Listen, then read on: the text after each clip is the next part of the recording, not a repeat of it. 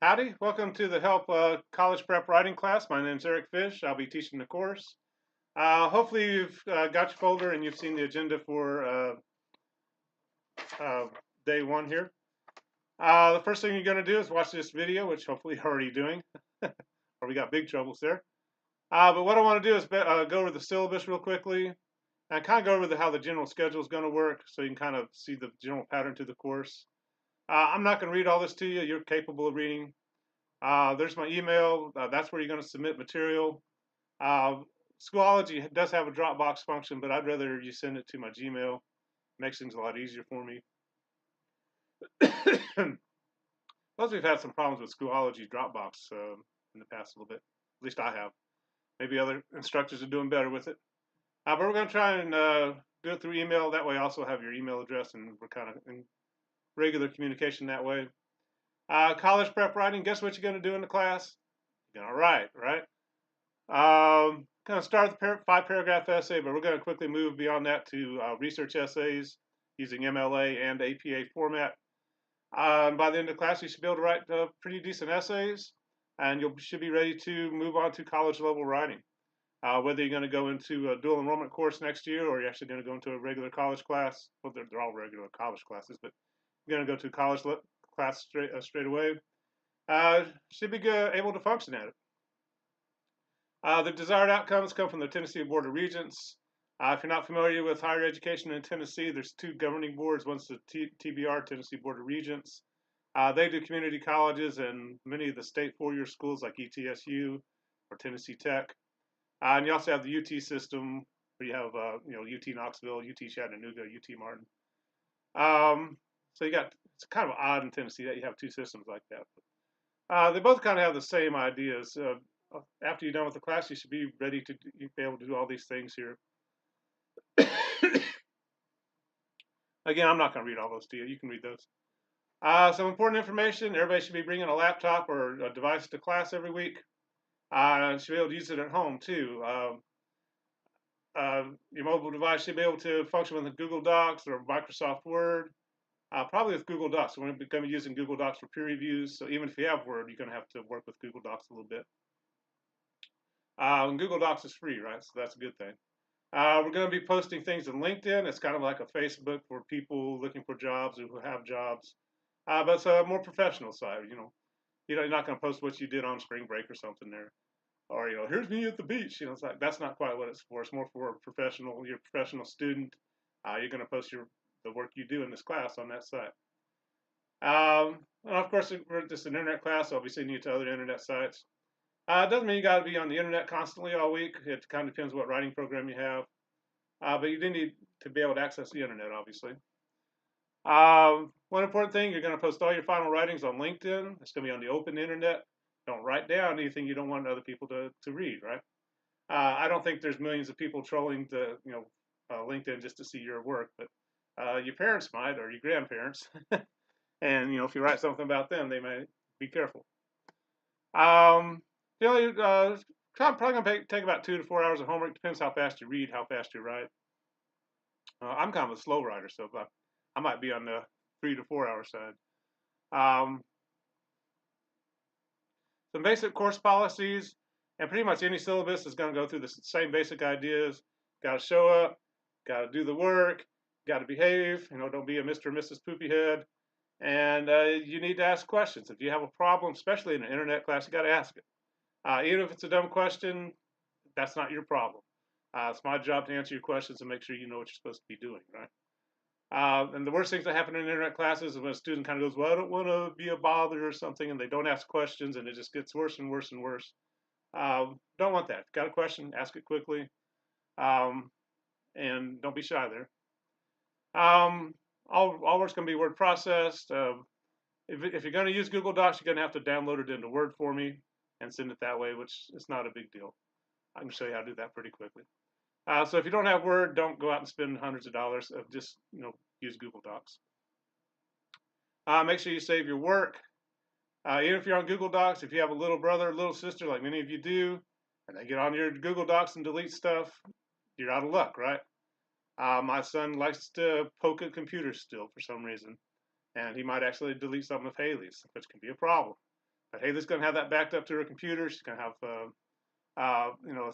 have her stuff in a second place. Same thing with graded work. Just get in the habit of not throwing stuff out or not deleting things, especially till you get your final grades. We've had trouble at Northeast States where something's happened, and I've said, hey, to the student, hey, show me the grade, and show me your graded work, and we'll go change the grade for you. And well, I didn't save it, and what do you want me to do? Sometimes I handle student complaints, and they can be kind of interesting. So make sure you cover your rear ends. Make sure you save graded work. Make sure you behave in the class. If you can't come to class, make sure you contact me. Find out what you missed. And most of it's going to be on Schoology anyway, but I might talk about certain things, or something might come up during class that you need to know about.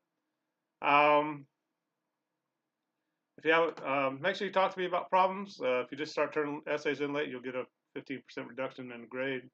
Jazz up pretty quickly. Make sure you're checking your email. It's an internet class. I communicate to you through email primarily. So make sure you check that every day if at all possible. But don't just check it once a week, 5 minutes before class, or you're going to might get some ugly surprises. And I'll check mine about 3 o'clock every day. My day ends at Dobbins Bennett at 2:45. And generally, I take a deep breath, and then I check my, various emails. So it'll be about 3 o'clock. So if you send an email like at 10 o'clock at night on one day, I may not get back to you till 3 o'clock the next day, right? It's another interesting component of internet classes. They're not asynchronous. We're not always going to be online at the same time. The only time we'll do that is during class period. If you do send emails, make sure you ask what you mean to ask. Don't say, well, this essay is hard. I'll just like, well, yeah, it kind of is. You didn't ask a question. There's nothing for me to address, so you're not going to get a very responsive email back from me. So if you have a question, get to it. Make sure you try to give it a nice, clear format so I understand what you're asking me. And sometimes it might take a couple of emails back and forth. That's normal. If you start showing up with no drafts or no laptop, and you start disturbing other students, so you're going to be asked to leave the classroom, right? Because you're just not able to participate. So make sure you're bringing your stuff to class. You're not supposed to have your cell phones. Honor Code's a big one with research essays. It's pretty easy to go out and cut and paste stuff off Wikipedia or whatever. There's all kinds of cheatessay.com things. But they're generally pretty easy to catch you doing that. And you don't want to be caught plagiarizing, because I'll give you a 0. I'm going to report you to the help board. I'm not sure why I was on that these days. But you're going to get in trouble. Nothing good's going to happen by stealing someone's work and presenting it as your own, which is what plagiarism is. So be careful there. We're going to talk about that quite a bit when we get to the research essay, the next essay, or the second essay, I guess. We haven't done one yet. But pay very close attention to that. That's a good way to get kicked out of college as well, once you get there. So you've got to know what plagiarism is, how to avoid it, and we're going to talk about that quite a bit throughout the course. There you're going to see the class schedule. Something says do that day. So like next week, reflection number 1 is due by the beginning of class. You should have emailed that to me as an attachment before class starts. Today you're going to try and complete that metaphor in class. I'm going to go through a few YouTube videos. But you're going to see a general pattern with the class, and you'll see the pattern on your handy dandy handout.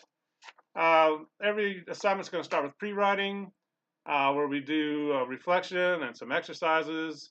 We read over the assignments, particularly through YouTube videos, and kind of hopefully understand and learn to understand what's being asked for in the assignment. The reflections will generally get you thinking about whatever the topic is for the assignment. Then, of course, you actually got to write it. You got to start drafting. That's where and again, you're going to start asking questions and making sure you're doing what I'm asking you to do. Eventually, you're going to have your draft done, and we're going to do peer reviews, and I'm going to look at your essays, and that'll be part of the revising process. That's generally the one students like to skip over. They like to wait the night before, write a draft, throw it in, hand it in, and hope for an A, which is not what we're going to do in this class. We're going to spend quite a bit of time revising it and doing peer reviews and looking over things. Once we're done with that, you're going to submit the essay for a grade. And of course, I'm going to grade it. And once I grade it, I'm going to give it back to you. Then you're going to revise it one more time and then post it in LinkedIn. So 5 basic steps to what we're doing here. And you're going to basically, we're just going to repeat that 3 times. End with midterm writing in December. That'll be the first half of the course. Then we're going to come back after Christmas and do 3 more essays using the exact same pattern, that pre-writing, writing, revising, editing and submitting, and then posting. There's a grade sheet for both periods. You can keep up with your grades here. I'll also have them posted in Schoology, obviously. First essay is a little shorter, so it's not worth as many points, and you're kind of learning, how the class works and how all the internet stuff works. But after that, we start taking off a little bit, right? The essays are worth more points, they're getting longer and a little more complex. And also, you're going to see we're going to be doing some smaller works, especially with the second essay with LinkedIn. Going to be doing a resume, a scholarship letter, and things like that. But both first half of the course is worth 500 points. Second half is worth 500 points. So again, at the end, when your parents want to add up your grade, got 1,000 points. It's easy to do the percentage there. Excuse me. Making some gross old man sounds there. But that's the syllabus. And you kind of see the basic pattern for the class. Trying to keep these videos short. So I'm going to get off here and get ready to do the second YouTube video, which will be going over the first essay a little bit. So we'll see you here in a second. Bye-bye.